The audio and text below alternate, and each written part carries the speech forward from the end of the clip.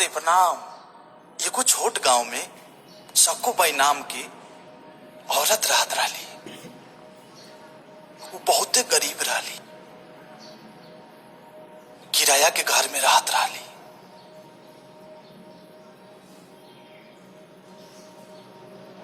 उनकर पति के गुजरल 2 बरस हो गए रहे। उनकर एगो लड़का भी रहे, उनकर नाम रहे राजेश। वो पढ़े में बहुत होशियार रहे। पति के गुजरला के बाद घर चलावे के सारा जिम्मेवारी सक्कूबाई के सर पे आ गई। साथ ही साथ राजेश के पढ़ाइयों के बोझ रहे। सक्कूबाई हमेशा सोचत रही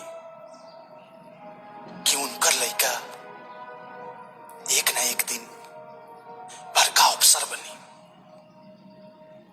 सक्कूबाई जब वो काम करत रही त राजेश उनकरा संगे जात रहे।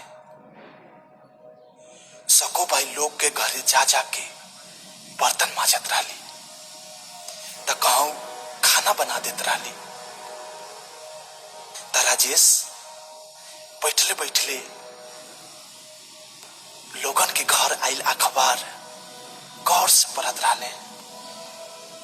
एक दिन जब राजेश अखबार पढ़े लगले त एगो मालकिन उनका से पूछले, अरे राजेश, अखबार पढ़ के का तू बड़का ऑफिसर बन जाइबा? ऐसे बढ़िया था माँ के काम में हाथ बटावा, कम से कम उनकर मदद तो हो जाए। तो राजेश बोलने, मालकिन, हमरा बड़ा अफसर बने के बा, कलेक्टर बने के बा, हम किताब ना ले सकीला। यही से ढेर सारा ज्ञान पावे खातिर हम अखबार पढ़ीला। मालकिन बोलली, तू कलेक्टर?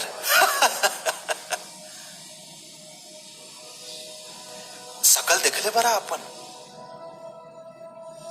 और मालकिन जोर जोर से हंसे लगली। सक्कूबाई के बात बहुते बुरा लगा और वो दोनों वहां से चल दिया। फिर सक्कूबाई रोटी बनावे के काम शुरू कैली। वो अकेले 15-20 किलो की रोटी अकेले बनावत रही। यही से वो सुबेरे 3 बजे से अपन काम शुरू कर देते रहे।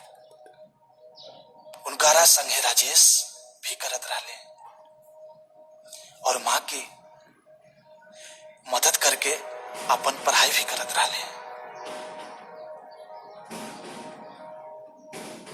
एक दिन अचानक मकान मालिक उनकारा भीड़ी आइले और बोलले, का सक्कूबाई, तू तहार लड़का तो 3 बजे उठ जाता रहो और लाइट जलावे ला जा। बिजली के बिल ढेरे आवत बा तहरी कारण।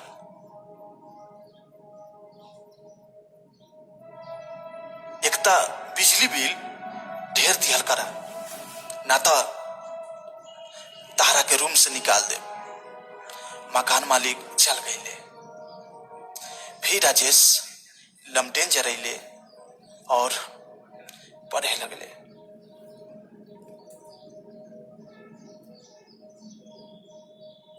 असही राजेश अगला कुछ बरस तक मन लगा के पढ़े लगले और क्लास में हमेशा फर्स्ट आवे लगले। राजेश के लगन देख के उनकर गुरु उनकर अगला पढ़ाई खातिर दिल्ली जाए के सलाह दिले और खूबे खर्चा चलावे के जिम्मेवारी ले ले। राजेश 22 साल के हो गए ने, फिर का रहे। राजेश दिल्ली चल गए ने और वहां खूब पढ़ाई कैले। वो घंटा घंटा भर लाइब्रेरी में किताब पढ़त रहे। फिर एक दिन जब एग्जाम के समय आई त साइकिल पर जात जात एगो गाड़ी वाला राजेश के ठोक दिलस। राजेश जमीन पर गिर गईले। ओकर सिर और हाथ में चोट आ गई। अब वो सोचे लगले हमार बायां हाथ में चोट लाग गई बा और सिर से भी खून आ रहा बा। ये हालत में अस्पताल जाई कि एग्जाम देवे। अगर अस्पताल गई नहीं तो हमार ये पूरा साल बर्बाद हो जाई और हमरा खातिर ये मुमकिन नहीं है। फिर दिल्ली में रह के हमार खर्चा के उठाई। हमार खाली बाया हाथ के चोट लागल बा, पर दाया हाथ त अभी तो बढ़िया बा। हम ही हाथ से एग्जाम दे। और फिर राजेश वहां से सीधा परीक्षा केंद्र गए और परीक्षा दिले। परीक्षा देला के बाद राजेश अस्पताल में भर्ती भइले और इलाज करैले। राजेश अस्पतालों में पढ़ाई जारी रखत रहे और इंटरव्यू देते रहे और कुछ दिन खातिर माई के भीरी वापस आ गए। कुछ दिन बाद रिजल्ट के दिन राजेश के माई अखबार खरीद के ले आए और राजेश के परिणाम देखे के कहले। राजेश रिजल्ट देखले त जोर से चिल्लाइले, माँ हम पास हो गए नहीं। तार लड़का अफसर बन गई, हम कलेक्टर बन गए नहीं माई। सुन के माई के आंख में आंसू आ गए और वो दोनों रोए लगले। ता दोस्त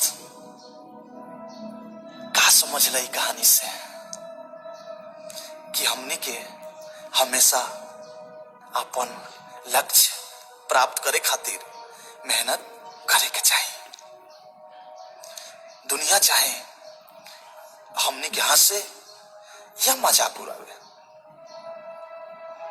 हमेशा अपन लक्ष्य के पीछा करे के चाहिए। कामयाबी जरूर मिले। Thank you.